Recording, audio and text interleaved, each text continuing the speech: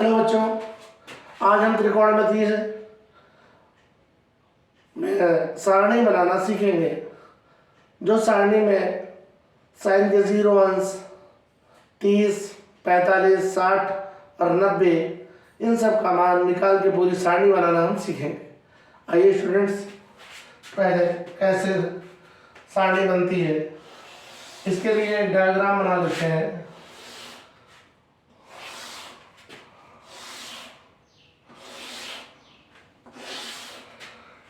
ये हमारा sine theta हो गया, साइन हो गया। थीटा की वैल्यूएशन यहाँ पर 0 अंश, यहाँ पर 30, ये 45 हो गया, ये आपका 60 हुआ और ये 90 हुआ। साइन का सबसे पहले हमें निकालने के लिए हम देखते ये हैं कि किसी कोण का एलाइजेशन जब होता है तो हमने पढ़ रखा है कि कई बिंदुओं को एक साथ एक लाइन में खींचने पर एक सरल रेखा बनती है और इसी से कोण का या एंगल का एलाइजेशन शुरू होता है, यानी इधर से ही कोण निकलना शुरू होता है। तो जब कभी इधर से जो कोण इसी में लंब है, इसी में आधार है, इसी में कर्ण है और इसमें कोण जो 0 है, अगर किसी चीज का हम 0 कोण कर दें तो हमारा लंब, आधार और कर्ण तीनों 0 हो जाते हैं और वो तीनों 0 हो जाएंगे तो साइन 0 का मान 0 हो जाता है। दूसरे तौर तरीके से हम देख लें कि एक समकोण त्रिभुज अगर हम ले लें और इसको मान लीजिए कि x अंश मान लें, x डिग्री मान लें और ये धीरे धीरे करके हम ये थोड़ा और बड़ा कर दें, इसका आधार को और बड़ा कर दें और बड़ा कर दें, लंब को छोटा करते चले जाएं और धीरे धीरे लंब करके एकदम छोटा हो जाए और इसके बाद में ये कोण और छोटा कर दें तो एक वक्त ऐसा आएगा कि लंब जो होगा वो कर्ण में विलीन हो जाएगा, यानी कर्ण और आधार एक में हो जाएंगे। उस समय इसका मान 0 हो जाएगा और जब वो 0 हो जाएगा तो आपका ये साइन जो 0 है उसका मान 0 होगा, क्योंकि लंब बटे कर्ण, लंब जो 0 और कर्ण एक लाइन को व्यक्त कर देगा तो वो 0 ही होगा। या फिर ऐसे हम समझ सकते हैं कि कोई कोण का एलाइजेशन इधर से शुरू होता है तो इसी में लंब, आधार और कर्ण होते हैं, तो जब एलाइजेशन शुरू ही नहीं हुआ तो वहां पे आपका 0 होगा। अब आते हैं दूसरे, यानी 30 और 60 अंश के मान पे। तो 30 और 60 अंश के मान को निकालने के लिए हम एक समबाहु त्रिभुज लेते हैं और समबाहु त्रिभुज में तीनों भुजाएं हम x x x मान लेते हैं। अब ऊपर से एक लंब डाल देते हैं, ये x/2 हुआ, ये x/2 हो गया। मान बढ़ देते हैं, इनका सब पॉइंट मान लेते हैं a b c और इसको मान लेते हैं d। AD की लंबाई हमें याद करनी है और हम जानते हैं कि त्रिभुज के तीनों जो कोण थे वो 60-60 थे, जो अब 30, ये ऊपर वाला 30 में डिवाइड हो चुका है, ये फिलहाल 60 ही है। अब हम करते क्या है कि इसके स्क्वायर यानी AB² में से BD² घटा देते हैं और ये हमारा AD² बचता है, यानी AD² is equal to AB² x² minus x/2 का होल स्क्वायर, यानी AD² is equal to x² minus x²/4।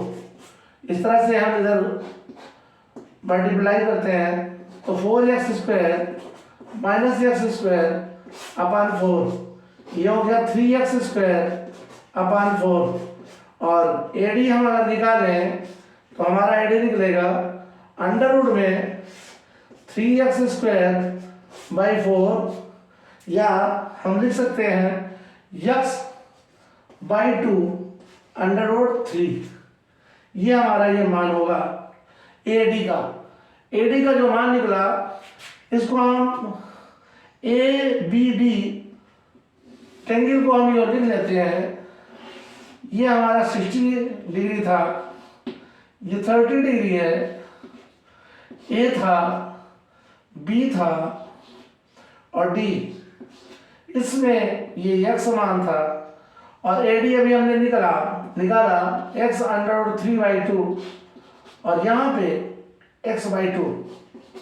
अब आप देखिए कि अगर साइन 30 का मान लिखना चाहे तो 30 के सामने की भुजा लंब हुई और ये कर्ण हुआ, तो लंब बटे कर्ण यानी sign 30 is equal to x/2 बटे x से कैंसिल 1/2 और यही मान हम इस पे भर देते हैं 1/2। 60 का भी यहीं से ले लेते हैं, 60 का सामने की भुजा लंब और ये कर्ण, तो sine 60 is equal to x√3/2 upon x से कैंसिल और आपका आ गया √3/2। अब हमें 45 डिग्री का मान निकालना है। चलिए 45 डिग्री का मान निकालते हैं। कैसे निकालते हैं? 45 डिग्री का मान निकालने के लिए हमें समबाहु त्रिभुज दिया जाएंगे ए बी सी और ये दो भुजाएं बराबर है। क्योंकि दो भुजाएं बराबर इसलिए है मानी गई क्योंकि 45 अंश ये होना चाहिए और 45 अंश ये होना चाहिए। 90 तो यही है। त्रिभुज के तीनों अंतःखंडों का योगफल 180 के बराबर है।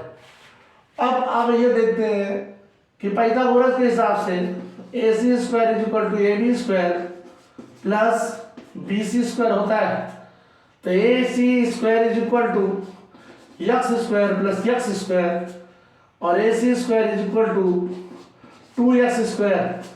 अगर AC हम लिखना चाहें तो x√2 लिख सकते हैं, तो ये हो जाएगा x√2 और साइन 45 अंश का मान अगर लिखना चाहें तो साइन 45 अंश बराबर हमारा होगा लंब ये होगा और कर्ण ये होगा, x बटे x√2, x से x कैंसिल हो गया और ये 45 अंश का मान हमारा आ गया साइन 45 अंश बराबर 1/√2।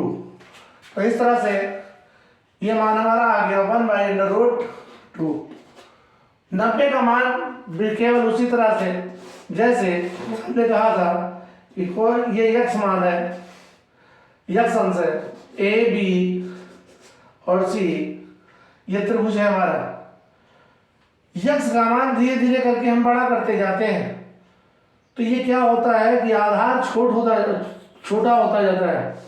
जब छोटा होता जाता है x का मान ये बड़ा हो गया, एक ऐसी कंडीशन आ जाती है कि जब आधार जो होगा वो ये B में समा जाएगा और ये x का मान उस समय उस एंगल में आपका अधिकतम 90 डिग्री हो जाएगा। और जब ये अधिकतम 90 डिग्री है धीरे धीरे ये आगे की तरफ बढ़ रहा है और बढ़ते बढ़ते ये जो कर्ण है वो लंब में समा जाएगा और उस समय x का मान 90 डिग्री होगा।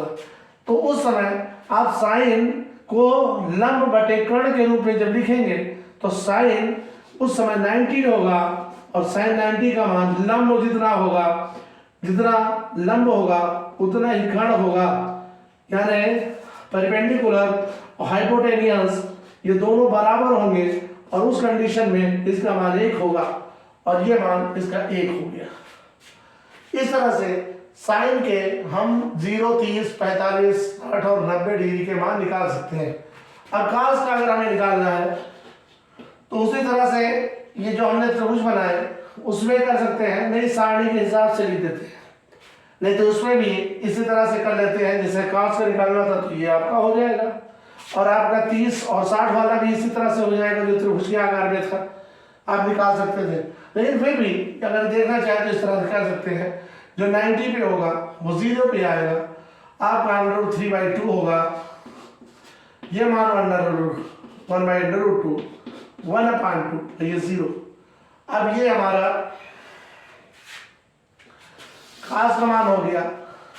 अब tan का मान हमें निकालना है tan का मान अगर हम निकालते हैं तो tan बराबर साइन बटे कास होता है, जो फार्मूला पढ़ चुके हैं। तो 0/1 होगा, ये आपका 1/√3 होगा, ये कट जाएगा, और यहाँ पे 1 होगा, ये √3 होगा, और 1/0 का मतलब अनंत।